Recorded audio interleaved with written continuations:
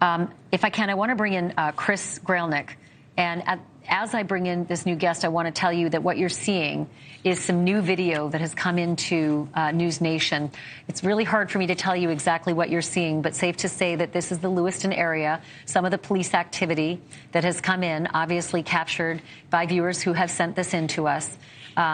Obviously, with such a fluid situation, we have no idea at what point in the series of murders this video happened, but you can obviously see that the roads look to be pretty bare, but for many of these police vehicles. Chris-Grollnek is an active shooter expert, former law enforcement expert as well. Chris, are you on the line with me? Can you hear me?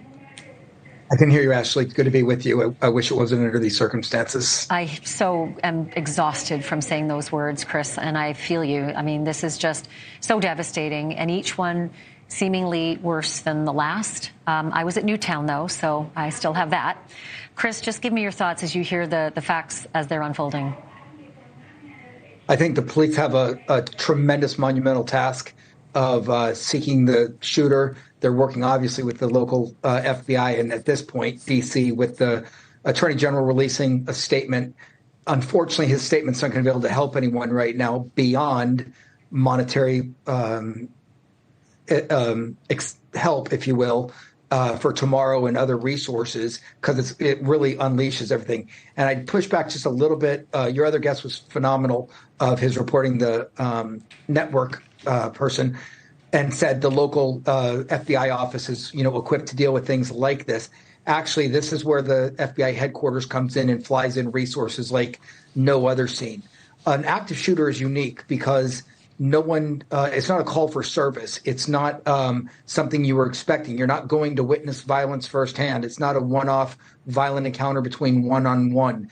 It's somebody coming with a desperate attitude. They're going to settle a score. They're going to make everyone know their name, and that's why we don't say their names. And they're going to try and one-up the last shooter. Many of them have several things in common, and yet you and I have spoke about active shooters to include Newtown way back when. I think the last time we were on together was about 5 years ago, and it's the same thing.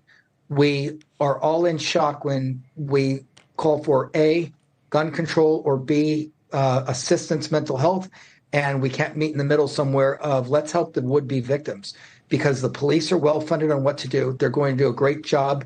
They're searching right now, and once they find him, they're going to either try to take him into custody or stop him, because God forbid he tries to do it somewhere else. It's very rare that you see one shooter hit 3 locations, and they shoot people as if they're inanimate objects. And with 22 dead and 50 to 60 wounded, this person obviously had a statement to make. Someone's going to start searching their social media sites immediately, which is probably already locked down. And I would bet even odds that he probably posted something that he was going to do it. And I have a saying, I said it way back when, I'll say it again. We live in a country of it'll never happen here. It always happens, there. We've said so many times this is small town USA. Well, it happened. And there's the resources and the support that this community is going to need. It's going to be exponential. And it's going to be up to all of us as a community effort to help them. And people in, my line of work, unfortunately, the domestic terrorism side, because that's what this is, a domestic terrorism event. We'll study it, learn from it, and try to prevent the next one. And that's why we moved into this sector from response. We cannot respond our way out of these. Once this person started shooting, the police started to respond. The people inside there were left with what? Run, hide, fight. And while that's a great starting point, we need to know where to run, where to hide. God forbid we're somewhere like a bowling alley. I mean, what should they fight with? I mean, how do you fight a weapon like that and a guy who looks like he knows what he's doing as he wields it? Let me just add one more piece of information, and that is that a Lewiston City Councilor, I believe it's Robert McCarthy, who's the Lewiston City Councilor, has said that there are at least 22 dead. Oftentimes, even local officials might hear things on the press and then report them on other press outlets. So I'm just going to keep that sort of in the mix. But when you start hearing local officials saying those numbers, it's something to be taken, seriously. Also, although, Lewiston is the second largest city in Maine. It is still small. It has 39,000 people there. And local officials there have said in some interviews that the bowling alley where this began, it's called the Spare Time Recreation Center. The bowling alley is on the outskirts of the city on one end. And the bar, the Schmenge's Bar and Grill, is on the outskirts of the city on the other end.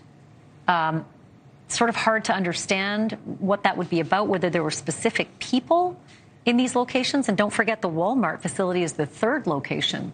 So whether this shooter was just indiscriminately picking, random locations that were disparate like that, or whether that shooter had people in mind.